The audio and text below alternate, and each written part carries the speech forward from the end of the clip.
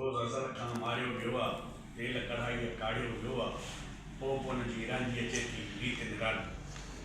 इंतिहाई ॾुख ऐं अफ़सोस वारी ख़बर आहे त ठड़ी मीरवा जो नौजवान सहाफ़ी अलारिम शर, जंहिंखे राति जेको आहे बेदर्दीअ सां कुहाणी हणी क़तलु कयो आहे।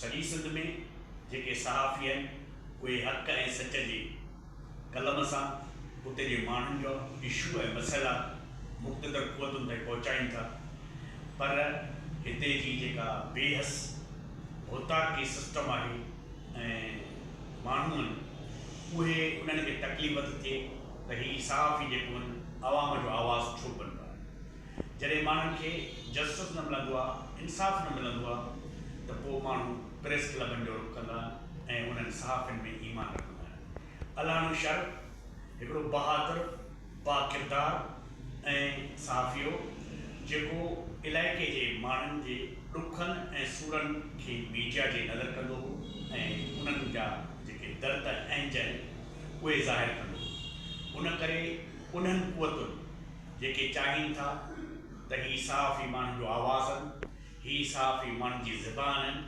इन करे हिननि खे क़तलु करे ऐं असां हिकिड़ो नफ़्सियाती डर विहारींदासीं, भउ विहारींदासीं त सॼी सिंध में जीअं जेके हक़ ऐं सच लिखंदड़ सहाफ़ी आहिनि उहे पंहिंजे कलम जी जेका आहे नुंहुं निभ भरी छॾींदा। पर इहा हिननि जी भुल आहे, छो त सिंध में जेको रवायत आहे ऐं सिंध जे माण्हुनि जो जेको खून आहे उन्हनि ते जॾहिं को रतु वहंदो आहे त उन में जोश ईंदो आहे, उन में विलविलो ईंदो आहे ऐं उन में क़ुवत पैदा थींदी आहे।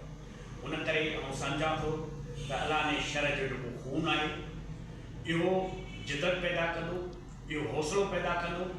इन करे सभिनी सहाफ़ियुनि जेके कराची खां कश्मीर ऐं पूरे पाकिस्तान जे सहाफ़ी तंज़ीमुनि, सियासी तंज़ीमुनि, इंसानी हक़नि जे तंज़ीमुनि खे अपील थो करियां त हीउ वाहिद सहाफ़ी सहारो आहे सिंध जा जेके हिते जे सियासी माण्हुनि जो, हिते जे मज़लूम माण्हुनि जो सहारो बणियल आहिनि, उन्हनि जो आवाज़ बणियल आहिनि ऐं उन्हनि जूं जेके महरूमियूं आहिनि, उन्हनि जा जेके ॾुख आहिनि, उन्हनि जा जेके दर्द आहिनि उहे मीडिया ते हाणे मुख़्तलिफ़ क़ुवतुनि ताईं पहुचाइनि था।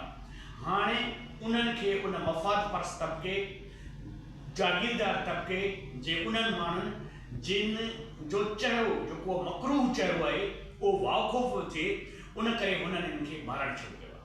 ऐं सम्झां थो त हीअ तज़लील आहे, हीअ इंतिहाई करब वारी सूरत आहे जो तव्हां हिकिड़ो हक़ ऐं सच लिखंदड़ सहाफ़ीअ खे ईअं बेदर्दीअ सां कुहाड़ियूं हणी हुनजो मुंहुं जेको आहे मस्तु करियो। इहो तव्हां छा था सम्झो, छा था पैगाम ॾियो त हिन तव्हांजी वहशत ऐं बुज़दिलाने अमल सां सिंध जा सहाफ़ी ख़ामोश थी वेंदा। सिंध जे सहाफ़ी सदाईं हक़ सच जो साथ ॾिनो आहे, उहो छा पुॼे। उन करे आउं सम्झां थो त हीअ इंतिहाई बेवाजिबी थी आहे, हीअ इंतिहाई ग़लति अमल थियो आहे। IG सिंध, हाई कोर्ट जो चीफ जस्टिस ऐं मुक़्तदर जेका इंतिज़ामिया आहे उन्हनि सभिनि खे अपील आहे त हिन अलारिम शर सहाफ़ीअ जो खून राय खां न वेंदो। जेकॾहिं इंतिज़ामिया ख़ामोश ऐं टाल मटोल वारो अख़्तियार कयो त इंशाअल्लाह सहाफ़ी तंज़ीमुनि सां गॾु असां जेके सोशल वर्कर आहियूं, समाजी दोस्त आहियूं, असीं सम्झूं था त हीउ जेको खून आहे उहो असांजो वियो आहे। जिते बि क़तलु थियो, जंहिं जाइ थियो, ॼण मुंहिंजो थियो, हीउ असांजो जेको इंसानु आहे, दोस्त आहे, उनजो क़तलु थियो आहे। इन करे इन जे खून खे बाक़ाइदा जेके मुलविज़ आहिनि, छो त ख़बर पई आहे त उते जा इंतिज़ामिया, उते जा कुझु भोतार ऐं उते जा उहे माण्हू जेके ख़ुदा कम कंदा हुआ, जेके माफ़िया हुआ, जेके उते मंशात हलाईंदा हुआ, जेके शराब हलाईंदा हुआ, जेके असलो हलाईंदा हुआ, जेके पाठारीदार हुआ, उन्हनि इहो सॼो किरदारु अदा कयो। इन करे सहाफ़ी जॾहिं तव्हां ते कलम खणनि था, तव्हांजे ग़लति पर्दनि खे चाक कनि था, त तव्हां उन्हनि माण्हुनि खे निशान था बनायो। इन करे अपील आहे सिंध जे उन्हनि घणघरनि खे, सिंध जे उन्हनि वकीलनि खे, सिंध जे उन्हनि सहाफ़ियुनि खे, सिंध जे समाजी ऐं सियासी कारकुननि खे त हिन खून जे लाइ आवाज़ उथारियो ऐं हिन खून खे राय खां न थियण ॾींदासीं। जंग जेका आहे हक़ ऐं सच जी जारी रहंदी ऐं हीअ जेके सहाफ़ी आहिनि इहे इंशाअल्लाह हिन जेको फ़रसूदा समाज खे नाकारा समाज खे जेको आहे इनखे ख़तमु करण में कामयाब थींदा। साफ़ जिंदाबाद, सिंध जिंदाबाद।